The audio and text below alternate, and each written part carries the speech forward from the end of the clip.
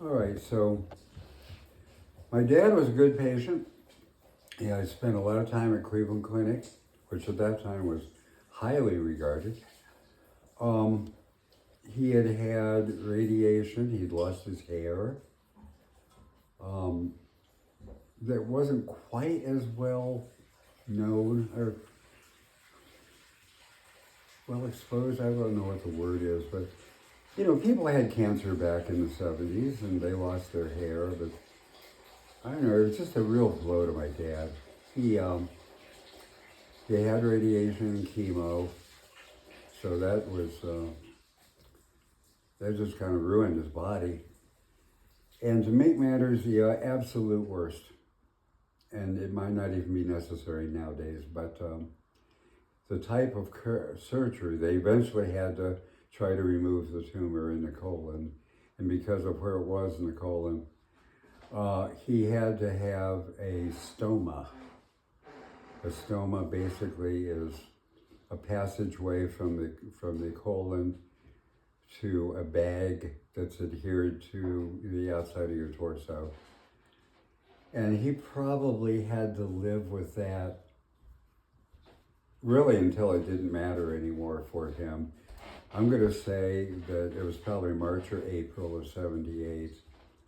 And so, he's still communicative. He's weak, but he's at home. He's at his home with his family. All three of the kids are still there, Tom, Edie, and Kate. Edie was junior or senior in high school. Tom was still in high school too. Story about that. Dad was just barely strong enough that in June could attend Tom's high school graduation. And of course, Jeannie and I went, the whole family went. Dad was sitting up in the bleachers with Mom. And I had seen the principal, and he was the same principal that was there when I was in high school, and never cared for him at all, ever. But we had just learned that Tom had been accepted as a cadet at the Naval Academy at Annapolis, Maryland. And, he's a member of the graduating class of Cloverleaf High School. And if anything is laudable, it would be something like that. And I appealed to the principal. I gave him the news and I said, my dad's dying of cancer. He's in the audience. Plus, this is a big, feather in the cap of Cloverleaf. Could you see fit to make an announcement, a short announcement? And he initially resisted and said no. And I don't know if I went back and I don't know, but anyway, he caved in and he did. My dad got to hear the announcement. So that was June. My dad continued to get worse to the point where it was initiating, for us and I to cope with this, it was initiating a little bit of dark humor among all of us in the family. My dad,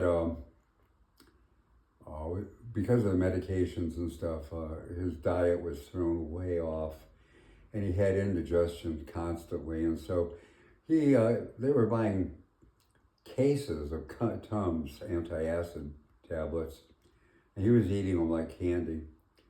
I know when we were up there for Thanksgiving, and by the way, Jeannie and I drove up there every weekend from Columbus, and we were up there for Thanksgiving, and by that time he could only walk with a walker, and he just kind of roamed the house, because he probably never had much sleep, but he'd spend a lot of time in bed and in the bedroom, and then he'd come out.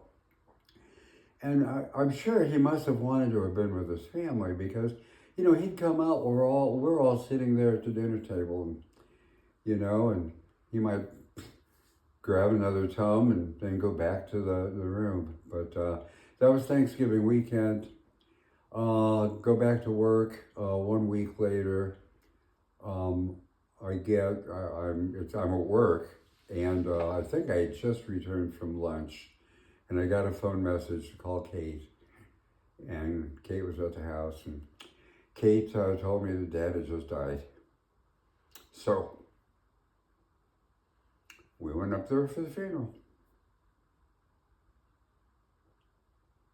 And there was a lot of things that happened that shouldn't have happened.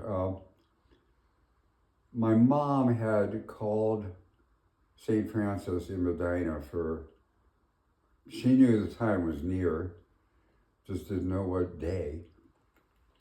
And he was comatose by that time. In fact, actually, no, I take that back. Kate's message to me, and I called her back and talked to her, she said he just slid into a coma.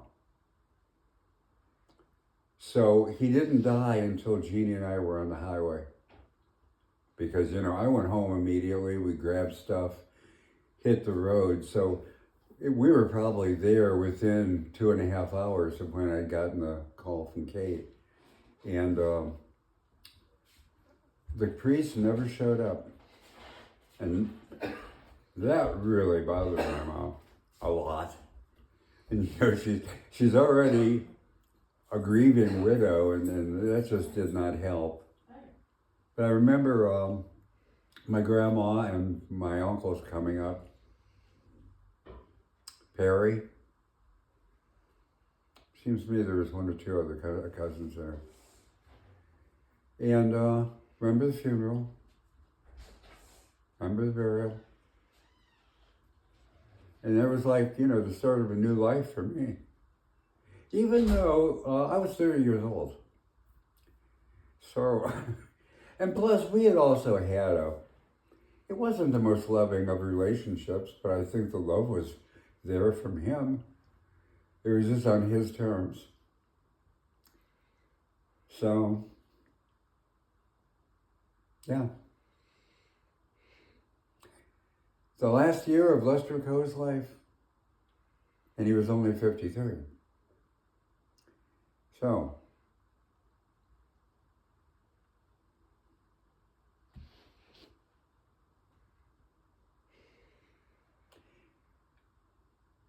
this is going to break me up, but he would have been a great grandfather. He would have loved you. He really would have. He would have loved all of you. Our lives would have changed. Yeah, Becky was already married to Larry, but lives would have changed. I was still married to Jeannie, and that changed.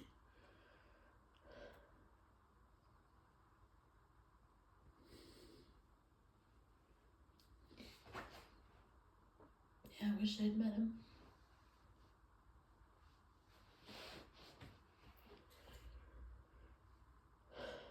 I'm really glad we're doing this. It's very, what's the word when you gotta release? Cathartic. Cathartic.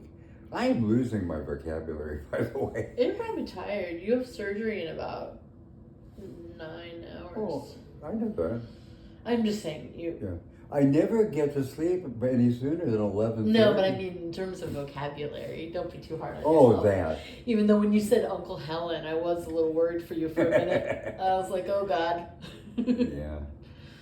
I'm still recording. Yeah. If you I didn't know that. Yeah, if you want to wrap up I don't have to. Well, but how can I wrap up that? Not like in documentaries. This is like when the camera's still rolling. So. Our lives went on. I had I was going to be a BVR for until June of 82. And this will start a whole new series of videos, because next in this series is meeting and getting better acquainted with Steve Fout, and then eventually Rick Brown. Yeah, I was wondering about that. But, went through 78, that was 78, I went through 79, and 80, so I didn't meet those guys until early 81, but I decided I didn't want to work for BBR anymore. I I was pretty bad with long career plans. You know, I just it was boring me, and I was dissatisfied, and I just wanted to do something different. And by hanging out with people like artists and stuff, because I was getting really involved with various art things that even though I was off campus, these were still on campus art activities that welcomed non-students. And I got very involved in that, and I'm glad I did. Dance, modern, I took a lot of modern dance. That's how I met Richard Harper. But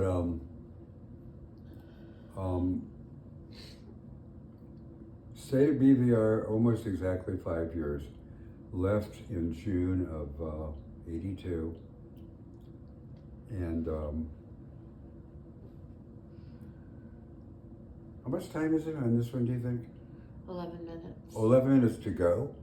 No, I'd say 3 minutes. Okay, well, real briefly, the onset of Rick Brown. I had met Steve Fowd at My Back Pages in 1976, but we didn't run into each other all that often. But we still maintained contact. So he had me, and this was 1981 now, and I was involved with Jeannie very much. And we, at that time, I think I still lived on King Avenue, that's right. She lived with her friends on the other side of Neal on King, and I lived above well, it's been a lot of businesses, but the bead shop. I lived above the bead shop on King. And Steve says, meet us tonight at Dick's Den. I get up there, and that's when I meet Rick Brown and Janice Williams. They had just become friends with Steve. They'd been in town a little while because they were living with Rick's brother Tom. And, you know, it was one of those things where both for Steve and me and Rick, it's one of those occasions where you two got to meet each other, and that began that relationship. But it was kind of under the auspices of planning a poetry reading, and that particular one was the annual Memorial Jack Kerouac birthday reading, which was epic, I must say. And your mother was there, and she might also remember it was epic. It was just soon after that, Rick and Janice got married on the grounds of the main library in July of 1981. And I think the next day loaded up their vehicles and headed to Augusta, Janice's hometown. And I followed along in my pickup truck with the furniture that they were packing that they didn't have room for. So that was it. They left town. Fortunately, they visited frequently. But I was introduced to Augusta, Georgia, and yeah. Is that when? And I was still employed, yeah. Is that when what?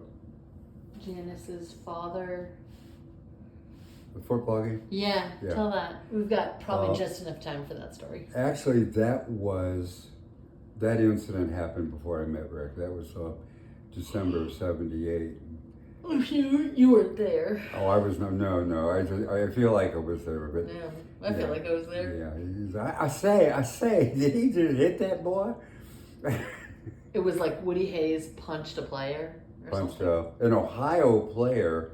They were playing Clemson in a bowl game, and the player was actually spurned by Ohio State, ended up going to Clemson and intercepting a pass that ended that defeated Ohio State. Wow. And yeah, Woody just could not help himself. That was the end of his career. Wow. I met him a couple times. Huh. He came into Little Professor once, and I asked the question, Coach, did you ever consider having your book It was entitled You Win with People, very well known book. Did you ever consider having a paperback edition so that, you know, younger kids could afford to buy it and read it? And he didn't hesitate for a moment. He looked at me and he says, no, it should be priced the way it is, so that it gives them something to look forward to and to earn. Which is kind of what a typical coach would say. Interesting. Yeah, Woody Hayes.